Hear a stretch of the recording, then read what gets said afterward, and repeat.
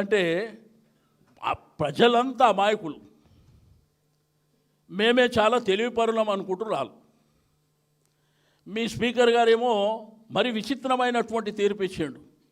లేలే వీళ్ళు మా పార్టీ కాదు, టీఆర్ఎస్ పార్టీ. మరి నేను స్పీకర్ గారికి మా ఆనంద్ గారికి చెప్తున్నా, రేపు పొద్దున స్పీకర్ గారి దగ్గరికి పో, మా వాళ్ళని 10 మందిని కండువేసి పంపిస్తారని చెప్పు. ఆనంద్ ఆడనే ఉంటాడు కాబట్టి స్పీకర్ గారు ఇప్పుడు వికారాబాద్ వస్తలేరేమో, వారి ఇంటికి పోయి ఇక 10 మంది మీరు చెప్పారు కదా సార్ తీర్పిచ్చి, కేసీఆర్ సార్ నన్ను పంపించాడు, జర మా కండువలు మాకేసి మా దగ్గరికి పంపించేయండి అని ఆయన ఒక అప్ప చెప్తే ఆయన తీసుకొని వస్తాడు. అరే నీ అమ్మాయి సిగ్గులేని సంసారం అయిపోయింది ఇది. కనీసం ఊర్లో ఉన్నోళ్ళు కానీ పట్టణంలో ఉన్నోళ్ళు కానీ కనీసం చదువుకుంటున్నటువంటి మన పిల్లలు కూడా అరే ఏమనుకుంటారన్న సోయి కూడా లేదు వాళ్ళకి. అరే కేసీఆర్ గారు అద్భుతాలు చేశారు. 65 ఏళ్ళల్లో జరిగిన కార్యక్రమాలన్నీ జరిగినాయి. మన భూమి రేటు ఏముండే ఆకాశానికి అంటింది, అదేం ఊరికేనే అంటిందా?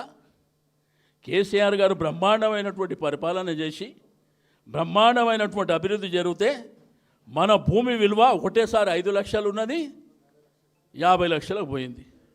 మళ్ళీ ఆడికే వచ్చింది. మీ ఊర్లలో కొనేటోడు లేడు, అడిగేటోడు లేడు.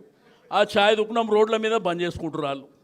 లేకపోతే ఎప్పుడు ఆడ కార్లు నిలబడుతుంటే మేము అప్పుడు ఇక్కడ కొడంగల్ ఎలక్షన్లకు తాండూరు ఎలక్షన్లకు పోతే నేను ఆ రోహిత్కి అడిగిన ఏంది ఎన్ని కార్లు ఉన్నాయంటే అంత రియల్ ఎస్టేట్ వ్యాపారం అంటుండే.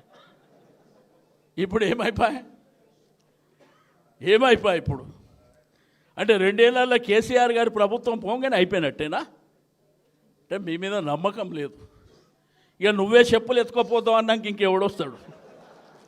నన్ను కోసుక తింటావా, నేను సెక్రటరియట్లో లంకె బిందెలు ఉన్నాయనుకున్నా గిదా?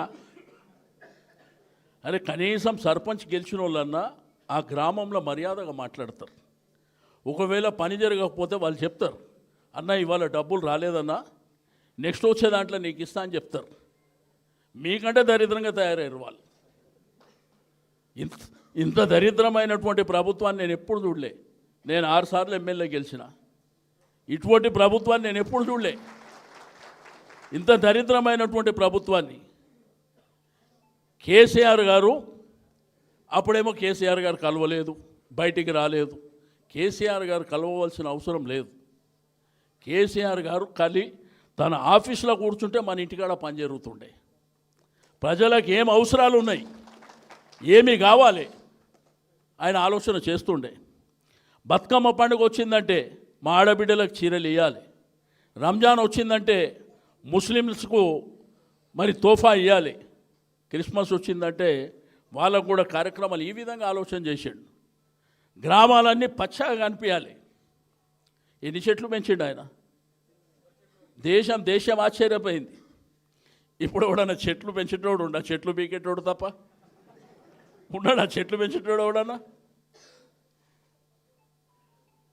ఇప్పుడు ఆ రోజు కూడా అన్ని దొంగ మాటలే. ఎలక్షన్ల ముందు కూడా కార్లు కొనుక్కొని అంటే విజయవాడలో పెట్టినామంట మేము. మంత్రుల కార్లు కొనుక్కొని విజయవాడ. మా కొడుక ఎవడు తిరుగుతుండ్రా ఇప్పుడు? మరి మావే అని చెప్పుకోండి. ఏదైనా అబద్ధాల మాటలు, అబద్ధాలతోని మరి ఈ దేశంలో కాంగ్రెస్ పార్టీ అధికారంలోకి వచ్చి ఈరోజు దిక్కు దివానం లేకుండా ఈసారి ప్రభుత్వం ఎట్లయినా పోతుంది. కానీ 25 ఏళ్ళ దాకా కాంగ్రెస్ అనే మాటనే రాదు అనేటువంటి విషయాన్ని నేను ఈ సందర్భంగా తెలియజేస్తూ ఉన్నాను. కాబట్టి మీరు కూడా మీ గ్రామ పంచాయతీలలో ధైర్యంగా ముందుకెళ్ళండి. ఓడిపోయిన మన తమ్ముళ్ళని, మన చెల్లెళ్ళని, అక్కల్ని కూడా వాళ్ళకు కూడా మీరే ధైర్యాన్ని నింపి ముందుకు తీసుకువెళ్ళవలసినటువంటి బాధ్యత కూడా మీ అందరిపైన ఉందని చెప్పి, 2 ఏళ్ళ నుంచి రూపాయి ఇచ్చినోడు లేడు మనకు. 2 ఏళ్ళు అయింది కదా, చూస్తే ఇంకో 2